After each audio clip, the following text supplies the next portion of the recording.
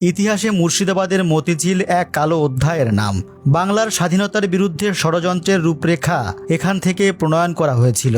তাই মুর্শিদাবাদ পৌঁছে সেখানে যাওয়ার জন্য উদগ্রীব হয়েছিলাম। প্রাসাদ না থাকলেও জায়গাটিতে দাঁড়িয়ে অন্তত ফিরে যেতে চাই প্রায় 260 বছর পেছনে।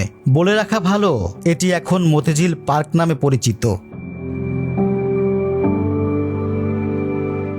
পরন্ত বিকেলে পৌঁছালাম মতিঝিল পার্কে। ওই যে প্রধান ফটক দেখা যাচ্ছে, উপরে বড় করে লেখা মতিঝিল। 30 রুপি টিকিট মূল্যে ভেতরে প্রবেশ করতে হলো। শুরুতেই চোখে পড়ল মীর মদনের কামান। ওলন্দাজ সরকারের পক্ষ থেকে এটি নবাব আলীবর্দী খাঁকে উপহার দেয়া হয়েছিল।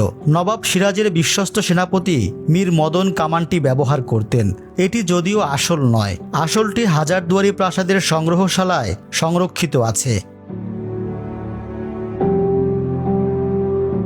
একটু সামনে এগিয়ে দেখলাম শিশুদের কোলাহল। মনের আনন্দে খেলছে তারা। তাদের এই উচ্ছ্বাস দেখে আমার ছোটবেলার কথা মনে পড়ে গেল। মনে হচ্ছিল আবার যদি সেই ছোটবেলায় ফিরে যেতে পারতাম। এখানে মুর্শিদ কুলি খাঁর ভাস্কর্য রয়েছে। তিনি ছিলেন বাংলার প্রথম স্বাধীন নবাব। বাংলার বুকে নবাবী শাসনামলের গোড়াপত্তন করেন মুর্শিদ কুলি খাঁ। 1717 সালে তিনি বাংলার প্রথম স্বাধীন নবাব হিসেবে দায়িত্ব গ্রহণ করেন। এটি নবাব আলীবর্দী খাঁর ভাস্কর্য। 1740 থেকে 1756 সাল পর্যন্ত বাংলা, বিহার ও উড়িষ্যার নবাব ছিলেন তিনি। আরেকটু সামনে এগোতে দেখতে পেলাম বাংলার শেষ স্বাধীন নবাব সিরাজউদ্দৌলার ভাস্কর্য। পলাশীর প্রান্তরে কাছের মানুষদের বিশ্বাসঘাতকতায় যুদ্ধে পরাজিত হন তিনি। ভারতবর্ষ চলে যায় ইংরেজদের অধীনে। ভাস্কর্যটি আমার কাছে বড্ড জীবন্ত মনে হলো।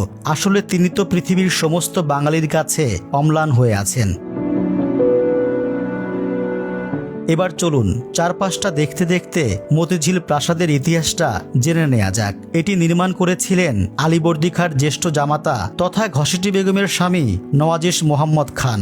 এই প্রাসাদ থেকে নবাব সিরাজকে সিংহাসনচ্যুত করার রূপরেখা তৈরি হয়। যদিও সিরাজ আপন খালার প্রাসাদ ষড়যন্ত্র বুঝতে পেরে তাকে মতিঝিল থেকে বের করে দেন এবং প্রাসাদ নিজের দখলে নেন। এখান থেকেই 1757 সালের 21 জুন মির্জাফরের নেতৃত্বে নবাবের সৈন্যরা পলাশীর রণক্ষেত্রের উদ্দেশ্যে রওনা দেন।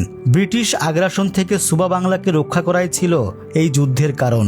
15,000 ঘোড়সওয়ার, 35,000 পদাতিক বাহিনী, 53টি কামান এবং 50 জন ফার্সি গোলন্দাজ নিয়ে নবাবের সৈন্যবাহিনী গঠিত হয়। মতিঝিল প্রাসাদটি নির্মাণ করা হয়েছিল দামি পাথর দিয়ে, যা মাটির সাথে মিশে গেছে, কিন্তু ধ্বংসচিহ্ন এখনও আছে, যদিও সেদিকটাতে যাওয়া যায় না। নবাবী আমলের পর আসে ইংরেজ আমল। পরাধীন নবাবরা ইংরেজদের দান করে দেন মতিঝিল প্রাসাদ সহ সমগ্র মতিঝিল এলাকা। ঘসেটি বেগমের স্বপ্নের মতিঝিল পরিচিত হয় কোম্পানিবাগ নামে। 1771 থেকে 1773 পর্যন্ত এটি ছিল ওয়ারেন হেস্টিংসের বাসভবন। এ বাড়িতে অতিথি হয়ে অবস্থান করেছেন রবার্ট ক্লাইভ ও জন শোর।